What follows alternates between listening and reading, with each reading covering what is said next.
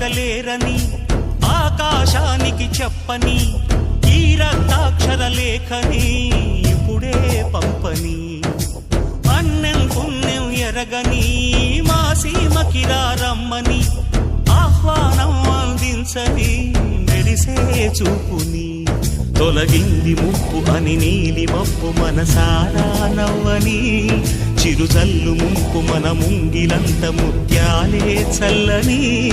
ఆశాసు గంధమై నేలంతా సంక్రాంతి గీతమే పాడేలా శాంతి మంత్రమై